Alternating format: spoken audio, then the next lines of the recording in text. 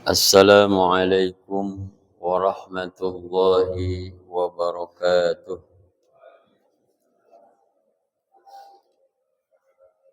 أعوذ بالله من الشيطان الرجيم. بسم الله الرحمن الرحيم. أشهد أن لا إله إلا الله وأشهد أن محمدا رسول الله. أشهد أن لا إله إلا الله وأشهد أن محمدا رسول الله. أشهد أن لا إله إلا الله وأشهد أن محمدا رسول الله. أستغفر الله العظيم. أستغفر الله العظيم. أستغفر الله العظيم. إن الله غفور رحيم. إلى حضرة النبي المصطفى محمد صلى الله عليه وسلم وعلى آله وأزواجه وأولاده وذريته وأهل بيته الكرام. شيء لله لنا ولهم الفاتحة. أعوذ بالله من الشيطان الرجيم. بسم الله الرحمن الرحيم. الحمد لله رب العالمين. الرحمن الرحيم. مالك يوم الدين. إياك نعبد وإياك نستعين. اهدنا الصراط المستقيم. صراط الذين أنعمت عليهم غير المغضوب عليهم ولا الضالين. ثم إلى أرواح جميع الأنبياء والمرسلين والملائكة المقربين والأولياء والشهداء والصالحين وإلى أرواح خلفاء الراشدين أبي بكر الصديق وعمر وعثمان وعلي وعلى بقية الصحابة رسول الله أجمعين وإلى حضرة سلطان الأولياء قطب رباني شيخ محي عبد القادر الجيلاني قدس الله سره العزيز وإلى أرواح أربعة أئمة المجتهدين ومقلدين في الدين والعلماء العاملين والفقهاء والمحدثين والقراء والمبشرين وشهادة الصوفية المحققين والتابعين تابعين لهم بإحسان إلى يوم الدين وإلى أرواح أربعة أئمة وإلى أرواح آبائنا وأمهاتنا وجدنا وجدتنا ومشايخنا ولإخواننا ولإخواتنا ولجميع المسلمين والمسلمات والمؤمنين والمؤمنات الأحياء منهم والأموات من مشارق الأرض إلى مغاربها في برها وبرها من يمينها إلى شمالها خصوصا المرحوم والمرحومة في هذه القرية غير أسري ونوصنا المرحوم والمرحوم الحاضرين في هذا المسجد ونوصلا إلى روح أهل القبور أبينا الحج بن الفتح بن علي مالك بن علي سنان سجان بن بني حميد بن هجي عبد الفتح رمضان ومن مهجاه بن هجي هسيم ومن مهجي خديجة بنت هجي وأبينا شمس وأبينا الشريف بن بهجي مجيد وأبينا هجي بن هجي وأبينا هجي مفتاح نسير بن أبا صبندي وأبينا الشهيد أبو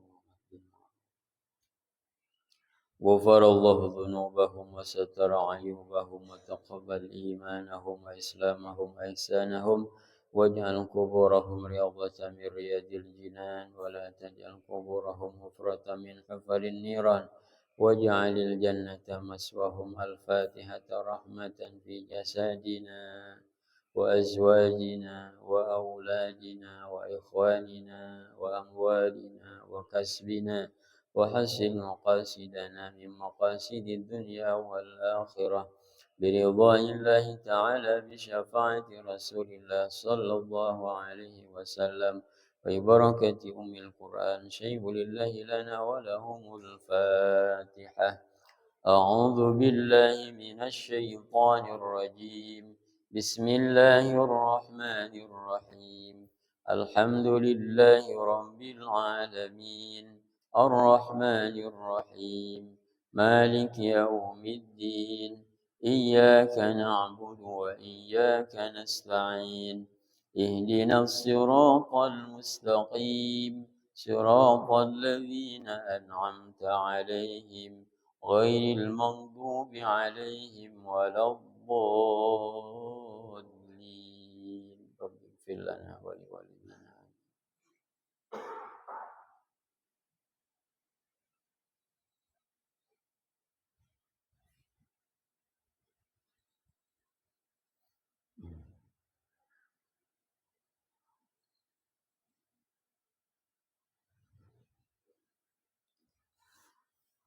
أعوذ بالله من الشيطان الرجيم بسم الله الرحمن الرحيم الحمد لله رب العالمين وبه نستعين على أمور الدنيا والدين والصلاة والسلام على أشرف الأنبياء والمرسلين وعلى آله وصحبه أجمعين أما بعد اللهم رب اشرح لي صدري ويسر لي أمري واحلل عقدة من لساني يفقه قولي اللهم يا الله أعتق رقابنا ورقاب آبائنا وأمهاتنا وأزواجنا وأولادنا وإخواننا من النار اللهم إنك عفو كريم تحب العفو فاعف عنا يا كريم آمين يا الله يا رب العالمين. أعوذ بالله من الشيطان الرجيم بسم الله الرحمن الرحيم وثمود الذين جابوا الصخر بالواد وفرعون بالأوتاد. Masih dalam mempelajari makna yang terkandung di dalam surah Al-Fajr. Betapa kalimat-kalimat Al-Quran yang pendek ini memiliki makna dan kandungan yang luar biasa. Ini baru kita ya, kelas kita yang baca, apalagi kalau kelas para ulama yang memang ahli dalam ilmu tafsir. Ini berapa ayat nih? 7 ayat berapa pertemuan? Hanya 7 ayat. Maka betapa tingginya, betapa banyaknya makna yang terkandung dalam Al-Quran. Pembahasannya pun panjang. Apalagi kalau dilihat dari berbagai sudut pandang atau berbagai disiplin keilmuan. Yang 9 pan ilmu itu. Ilmu nahwunya, sorobnya, balaghahnya, fikihnya, tasawufnya, dan lain sebagainya. Ini baru selewat aja lama. Dalam ayat sebelumnya, Allah memberikan contoh kepada kita tentang yang terjadi, azab yang Allah berikan kepada kaum Ad. Lebih tegasnya lagi, Ad yang pertama yang disebut dengan kaum Iram. Yang mereka diberikan kelebihan oleh Allah Subhanahu wa taala, Dzatil Imad. Sebagian riwayat memaknai Dzatil Imad ini bahwa kaum Iram diberikan keistimewaan oleh Allah Subhanahu wa taala dalam diciptakan dalam bentuk fisik yang luar biasa kuat. Badannya tinggi besar,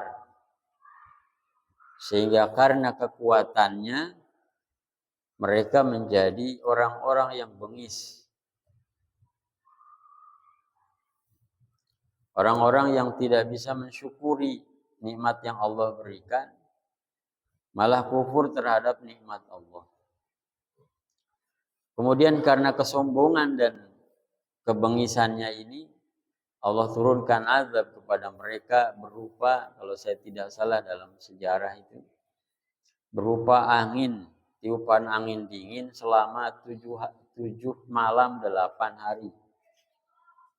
Sehingga mereka semua mati seperti kayu yang, dalam kondisi seperti kayu yang gimana lah kalau beku gitu. Mereka pada beku. Jadi ternyata kekuatan fisik yang luar biasa ini tetap tidak bisa melampaui kekuatan Allah Subhanahu wa ta'ala. Kita bayangkanlah tingginya sampai ada kata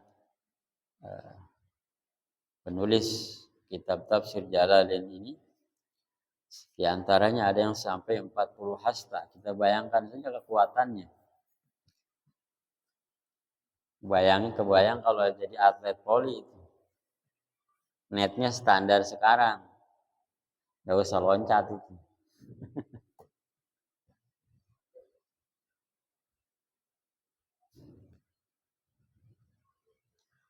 Kemudian yang kedua, Allah berikan contoh kepada kita tentang orang-orang yang Allah berikan keistimewaan. Siapa mereka? Wa samud alladzina jabu sakhra bil wad. Dan kaum Samud yang mereka diberikan keistimewaan oleh Allah Subhanahu wa taala, punya kemampuan. Alladzina jabu, yang bisa memahat, ay qatau, yakni memotong, as-sakhra, batu-batu besar, bil wad, yang ada di tebing, di pegunungan, yang kemudian dibuat menjadi rumah. Kalau kita boro-boro mungkin memahat jadi rumah, mikirin cara mendakinya saja udah gimana? Ini dipahat, kemudian dijadikan rumah oleh mereka. Ini luar biasanya. Allah memberikan tamsil, memberikan percontohan kepada kita dengan orang-orang terdahulu. Yang kelihatan sampai sekarang seperti, kalau di Mesir ada apa? Piramid ya. Itu bongkah-bongkahan batu besar tersusun sedemikian rapi dan kuat sampai sekarang masih ada. Dan nggak ada istilahnya kayak kalau candi di kita kan kayak Borobudur ada renovasi sebetulnya. Itu nggak ada. Sampai sekarang para ahli arsitek masih bingung itu. Bagaimana orang zaman dulu memindahkan batu bahkan mungkin sebesar masjid ini bongkahannya. Dengan alat apa mereka bisa memindahkan itu? Kalau pakai logika kita agak lumayan. Tapi kalau pakai logika Al-Quran, bisa jadi. Kenapa orang tingginya aja 40 hasta kok? Itu kalau satu orang. Kalau segede gini, dengan orang tinggi yang sekitar 20 meter, paling berapa orang kegotong juga ya. Itu logika Al-Quran begitu.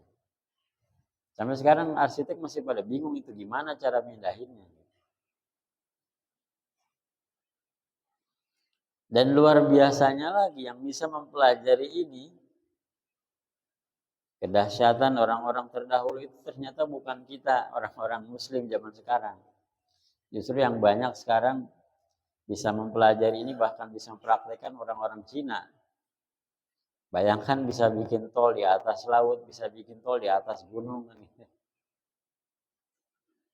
Ternyata pelajarannya itu ada dalam Al-Quran semua. Bagaimana tekniknya. Jadi paling tidak, kalau kita tahu orang terdahulu saja bisa, masa kita nggak bisa? Jabu sokhra bil wad, aywadil qura.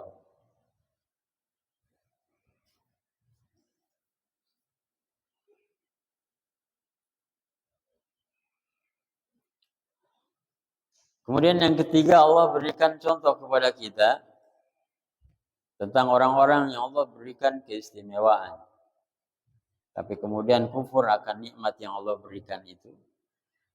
Wa fir'aun dzil autad, dan Allah berikan contoh kepada kita dengan Fir'aun. Fir'aun itu bukan nama sebetulnya, tapi Fir'aun itu sebutan atau julukan.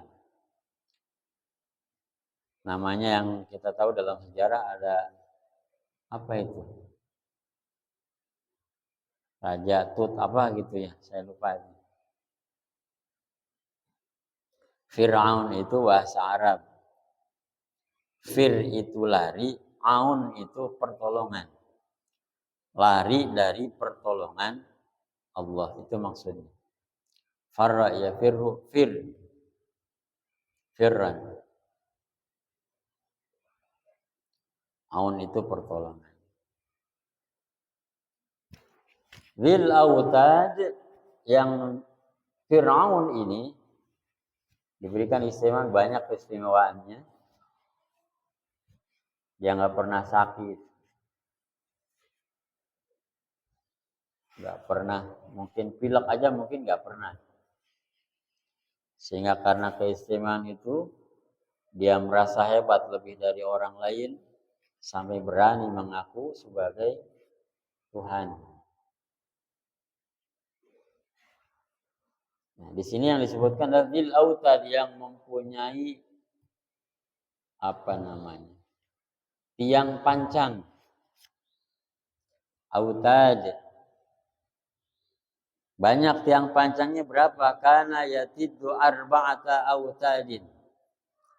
Yang punya tiang pancangnya sebanyak, atau tiang untuk memancung orang. Jadi tiang pancang dilempar 1, 2, 3, 4. Tinggi-tinggi, besar dan kuat. Ini bahasa Arab autad itu artinya tiang. Autad banyak, kalau tad 1.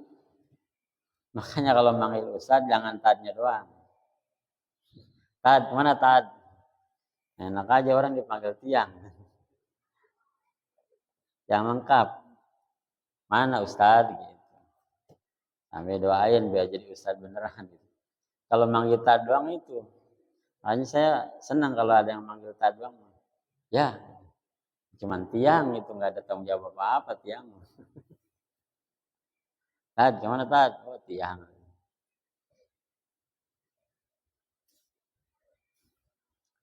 Jadi jamaknya autad, mufradnya tad. Autad. Untuk apa keempat tiang tersebut? Yasuddu ilaiha yadai wa rijlai ma yu'adzibuhu. Yang digunakan oleh Fir'aun untuk mengikat orang yang disiksa olehnya. Kalau ada orang yang tidak nurut sama dia, maka diikat tangannya, jadi keempat arah itu. Mungkin kayak kodok kali ya, kalau diikat sana kemari. Kakinya, 2 kaki dan 2 tangan. Orang yang disiksa oleh Fir'aun diikat dan dipancangkan ke tiang-tiang tersebut. Dan itu di tengah padang pasir.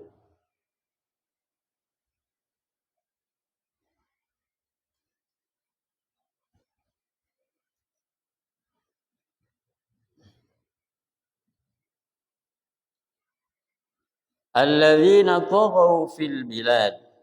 Alladzina, orang-orang yang diceritakan tadi, kaum 'Ad, kaum Tsamud, dan juga Fir'aun, mereka adalah orang-orang yang melenceng daripada aturan Allah, ay tajabbaru. Mereka menyombongkan diri di hadapan Allah Subhanahu wa taala. Fa aktsaru fihal fasad, dan mereka menimbulkan kerusakan yang luar biasa. Ay al-qasla wa ghairuhu, dengan cara membunuh dan melakukan hal-hal lain yang merusak lainnya. Mungkin kalau gambaran sekarang Israel kali. Subhanallah. Kita doakan mudah-mudahan saudara-saudara kita yang menjalankan puasa Ramadan di Gaza, di Palestina, dalam situasi perang, diberikan kekuatan oleh Allah Subhanahu wa taala, diberikan ketabahan, diberikan kemenangan lahir dan batinnya. Amin ya Allah ya rabbal alamin. Dan tugas kita minimal mendoakan. Yang punya harta, ada channel, ada jalur untuk memberikan bantuan, silakan. Kita harus peduli dengan saudara-saudara kita Muslim di Palestina. Mudah-mudahan Allah hunjamkan dalam diri kita, dalam batin kita rasa peduli terhadap saudara-saudara kita, minimal dalam doa.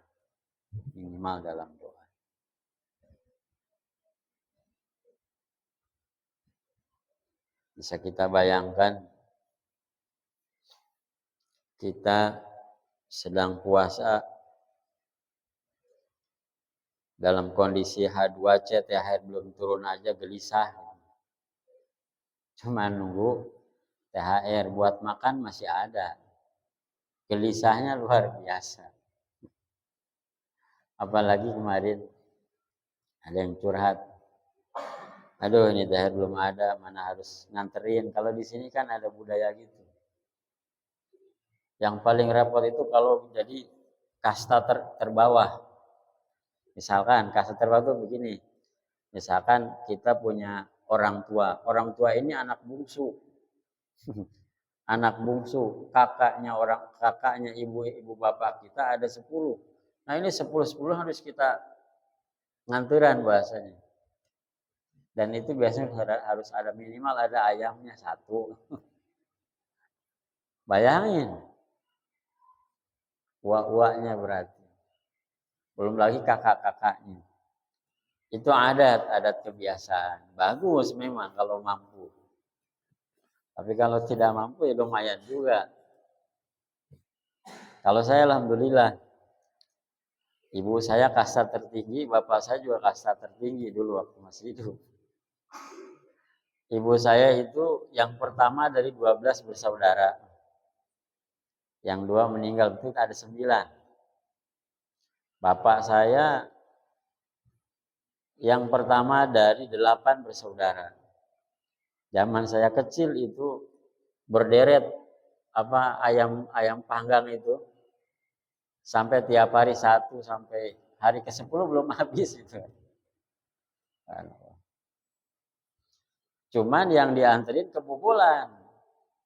Karena yang nganter itu mesti ada angpaunya. Ini kalau di kampung puyeng bener itu, Pak. Misalkan nih, yang nganterin ada 3 orang, ada orang tua bawa anak 3 nih, yang anak yang 3 ini mesti dikasih angpau. Kalau enggak nanti diomongin, nenek enggak ngasih angpau. Itu adat kebiasaan. Bagus memang kalau sedang mampu. Kalau tidak agak repot juga. Tapi enggak apa-apa kalau nggak mampu, dipaksain enggak apa-apa. Untuk memberikan kebahagiaan kepada orang lain, pada anak cucu kapan lagi kan gitu.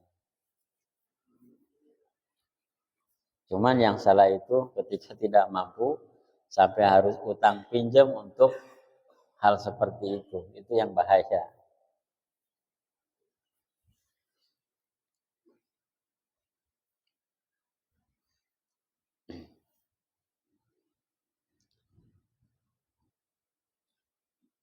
Oh, situ-situ ya. Alladzina taghaw ay tajabbaru fil bilad fa aktsaru fiha al-fasad. Nah, bagaimana dengan orang-orang di Palestina sana? Mungkin sahur aja nggak keburu ya. Dan kondisi rumah juga tidak ada dan sebagainya. Kemudian orang-orang ini fasabba alaihim rabbuka sawta adzabin. Fasabba, maka kemudian Allah Subhanahu wa taala fasabba, maka kemudian turun alaihim kepada mereka, menurunkan kepada mereka sapa rabbuka, Tuhan mereka yakni Allah Subhanahu wa taala, sauta azabin, bermacam-macam azab, bermacam-macam siksaan. Tadi kayak umatnya, kayak kaum Iram diwafatkan oleh Allah dalam kondisi beku. Fir'aun meninggal dalam kondisi hina. Dan banyak lagi yang lain. Kaum Nabi Nuh alaihissalam dimatikan dibinasakan oleh Allah Subhanahu wa taala dengan banjir dan lain sebagainya. Padahal secara logika kita di gunung. Mana mungkin banjir? Dengan kondisi saat ini bisa kita pahami ternyata banjir itu bukan hanya karena meluapnya sungai, meluapnya laut. Ada sekarang istilah banjir bandang. Itu di atas gunung bahkan terjadi.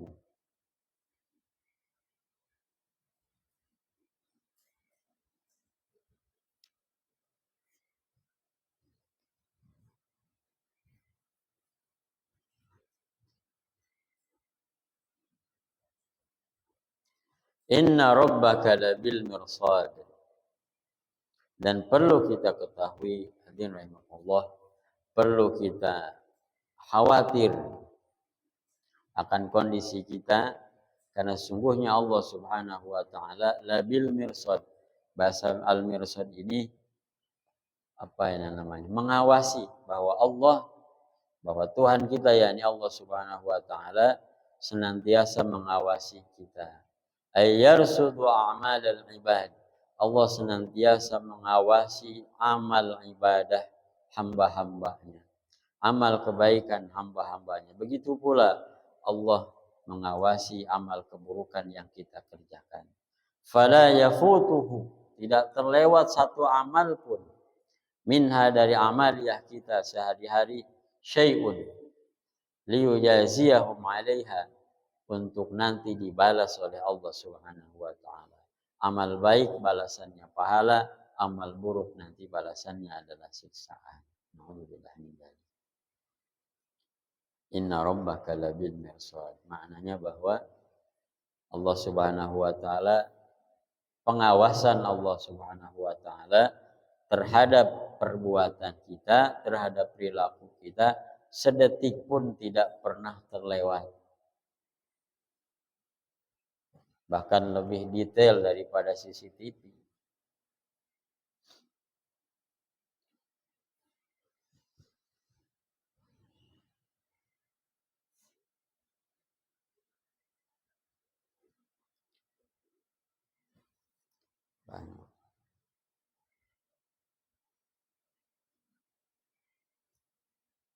Sehingga dalam ayat ini dikatakan فَمَنْ يَعْمَلْ مِثْقَالَ ذَرَّةٍ خَيْرًا يَرَهُ وَمَنْ يَعْمَلْ مِثْقَالَ ذَرَّةٍ شَرًّا يَرَهُ. Sekecil apapun amalan kita, jangan takut. Sekecil apapun amal kebaikan kita, jangan takut tidak dibalas oleh Allah dengan pahala. Dan jangan merasa aman kalau kita berbuat maksiat kepada Allah. Walaupun sekecil apapun pasti ada balasan.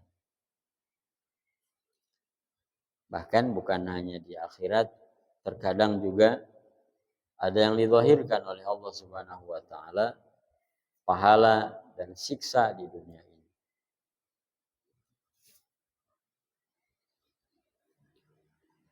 Fa ammal insanu al-kafiru idza mabtalahu rabbuhu fa akramahu wa na'amahu fa yaqulu rabbi akram.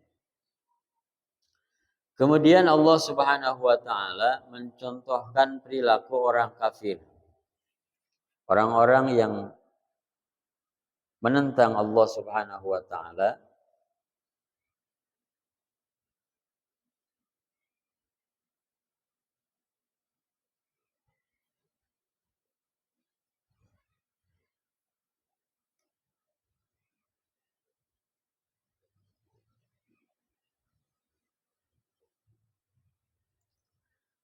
Fa ammal insanu, adapun manusia, Al-kafiru yakni orang-orang kafir.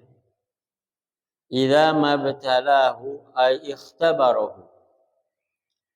Ketika mereka diuji, ketika diberikan kepada mereka ujian, Rabbuhu, Allah menguji mereka, fa'akramahu. Dan setelah diuji orang-orang kafir ini, kemudian dimuliakan oleh Allah Subhanahu wa taala bil mali, dengan melimpahnya harta, wa ghairi, dan lain sebagainya. Wa na'amahu, dan kemudian Allah memberikan nikmat kepada mereka, fayaqulu rabbi akraman. Maka mereka berkata, Rabbi, Tuhan kami, akramani, telah memuliakan kami.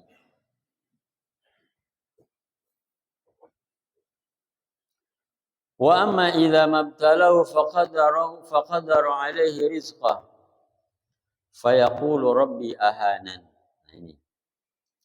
Tapi kemudian ketika Allah Subhanahu wa taala memberikan ujian kepada orang-orang kafir, dengan apa? Faqadara aydayaqa alaihi, Allah sempitkan kepada mereka rizqahu, rezekinya, penghidupannya. Allah berikan kesulitan dalam kehidupan mereka. Fayaqulu rabbi ahanan. Maka mereka berkata, Allah telah menghinakan kami. Kata Allah Subhanahu wa taala, di antara sebagian tanda orang-orang kafir adalah kalau dia diberikan ujian oleh Allah,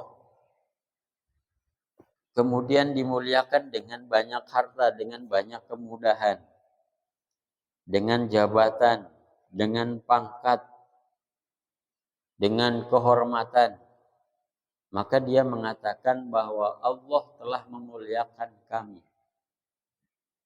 Tetapi ketika diberikan kesulitan oleh Allah, jabatannya hilang, hartanya hilang, kemuliaannya hilang, dia mengatakan bahwa Allah telah menghinakannya.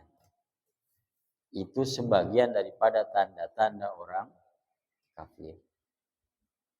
Bagaimana kalau orang beriman? Mestinya tidak begitu. Ketika diberikan kemuliaan oleh Allah, bersyukur kepada Allah. Ketika diberikan kesulitan pun merelakan atau ridho akan ketentuan Allah. Itu bedanya antara orang beriman dengan orang kafir. Kita sepakat sepertinya kalau diberikan kemuliaan sama pasti ngomongnya kayak gitu.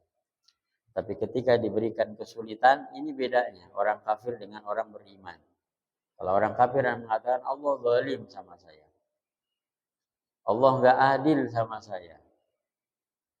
Jadi kalau kita masih begitu maksudnya, saya pertegas deh. Kalau kita masih seperti itu berarti ada tanda-tanda kekufuran dalam diri kita. Lalu bagaimana kita sebagai orang mukmin menyikapi ujian berupa kesulitan dari Allah Subhanahu wa taala, berupa kehilangan harta, kehilangan kehormatan, kehilangan pangkat dan jabatan?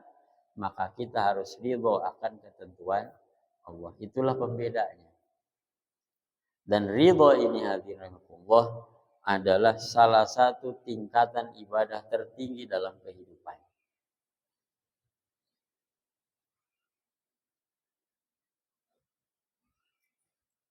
Sehingga dalam bahasanya Allah, dalam menyikapi orang yang enggak ridho itu sudah kasar. Sangat-sangat tegas. Beda dengan orang yang bermaksiat kepada Allah tapi masih ridho dengan ketentuan Allah. Beda. Saya lupa ayatnya apa itu.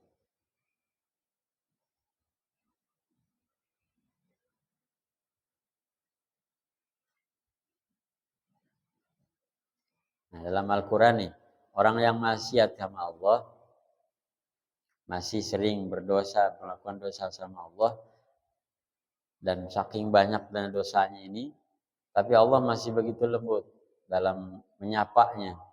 Allah katakan dalam Al-Quran, Qul ya ibadiyalladzina asyrafu ala anfusihim la taqnatu min rahmatillah. Allah. Seperti itu bahasanya. Katakan Muhammad, ya ibadiyalladzina asyrafu, wahai orang-orang, ya wahai hamba-hambaku, kata Allah, alladzina asyrafu, yang berlebihan, yang melampaui batas, sehingga dia berbuat maksiat kepada Allah Subhanahu wa taala. La taqnatu min rahmatillah, jangan engkau putus asa daripada rahmatnya Allah Subhanahu wa taala. Itu sapaan Allah kepada makhluknya, kepada umatnya yang beriman tapi masih banyak dosa. Lembut, masih dikatakan kul ya ibadi, wahai hamba-hambaku. Segitu banyaknya dosa, kita masih diaku sebagai hambanya Allah.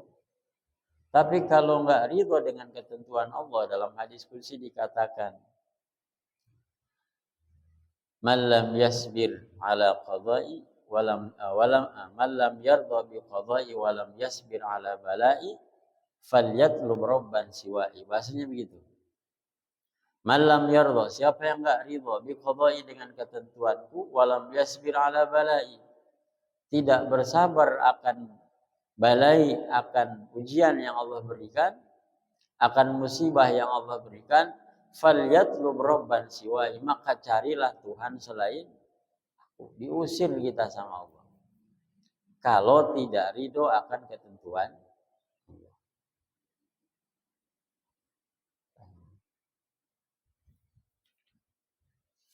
Nah, betul.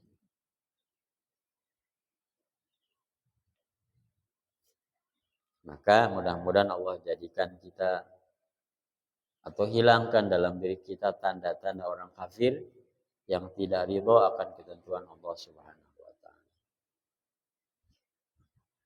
Kalla, tidak demikian, raduna ilaisal ikram bil ghina wal ihana bil faqri wa inna ma huwa bi ta'at wal ma'siyah.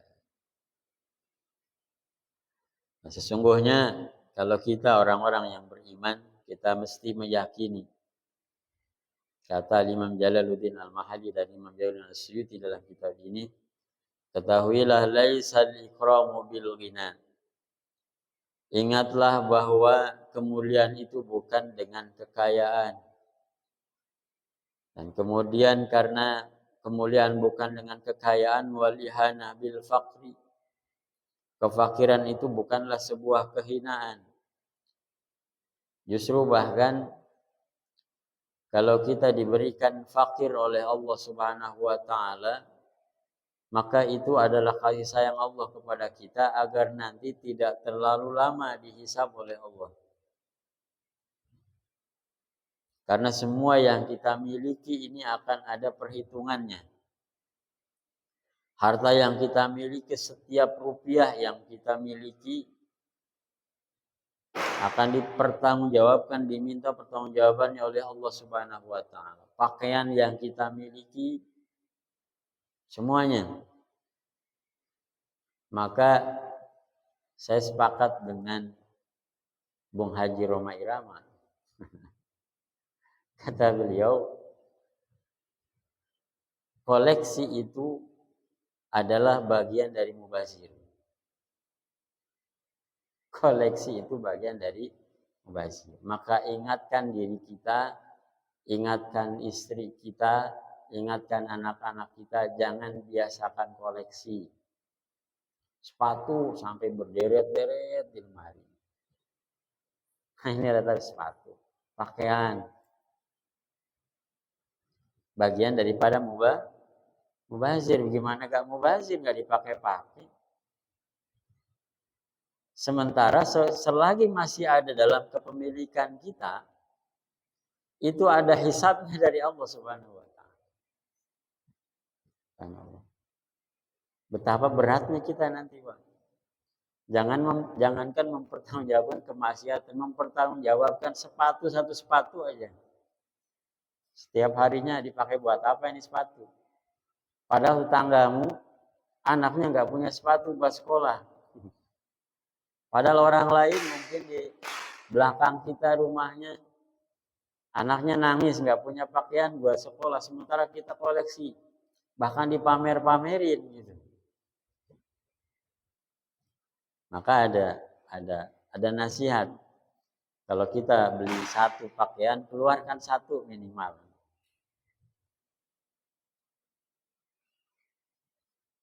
Dan uniknya lagi yang namanya perempuan ya, sudah berjubel banyak di lemari, masih aja bilang nggak punya pakaian. Dan itu berlaku umum. Bukan hanya istri orang awam. Istri kiai aja mungkin kadang-kadang begitu. Itu namanya perempuan. Tapi kita mesti ingatkan. Yo, daripada nanti berat, kita bertanggung jawaban di akhirat. Ayo sedekahkan yang sudah jarang dipakai. Ntar nanti kepakai lagi. Gitu. Kapan? Itu adalah tipu daya setan sebetulnya. Kadang-kadang kita juga begitu. Punya pakaian, sudah jarang dipakai. Bahkan bukan seragam tahun ini. Mungkin nanti kepakai lagi, disimpan. Akhirnya kan sampai bulu kan tuh di lemari nggak dipakai-pakai. Keluarin Pak. Keluarin. Banyak yang butuhkan. Apalagi kemarin kondisi banjir. Banyak yang butuh pakaian.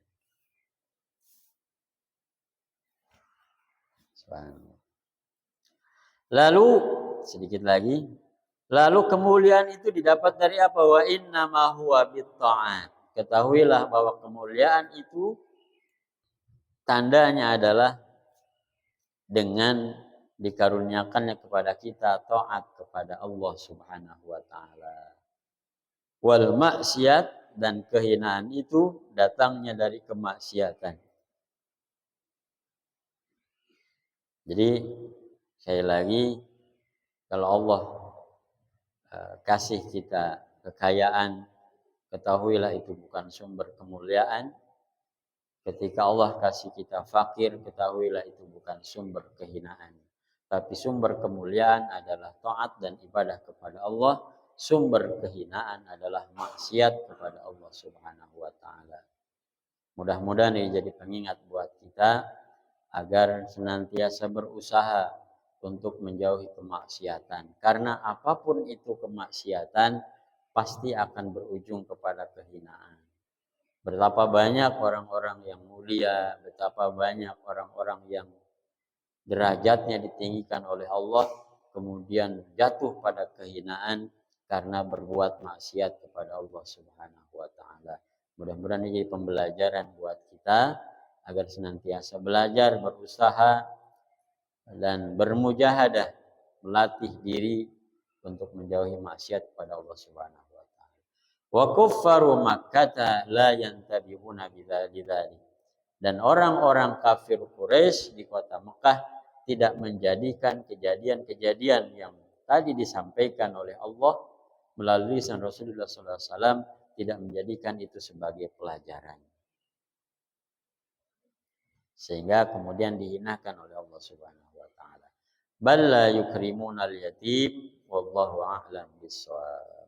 Demikian hadirin yang saya sampaikan, yang benar pasti dari Allah Subhanahu wa taala, yang salah dari kehilapan pribadi saya. Terakhir, mudah-mudahan sekali lagi Allah dekatkan kita dengan taat yang merupakan sumber kemuliaan. Allah jauhkan kita dari kemaksiatan yang merupakan sumber daripada kehinaan. Dan mudah-mudahan maksiat yang sudah kita lakukan kepada Allah, Allah sembunyikan, Allah tutupi dari pandangan manusia, agar kita masih terjaga kemuliaan di hadapan manusia, dan agar kita masih bisa menjalankan taat kepada Allah Subhanahu wa taala. Amin ya Allah ya rabbal alamin. Demikian kita tutup dengan doa kafaratul majlis. Subhanakallahumma bihamdika asyhadu an la ilaha illa anta astaghfiruka wa atubu ilaik. Wasikum wa nafsi taqwallah. Assalamualaikum warahmatullahi wabarakatuh.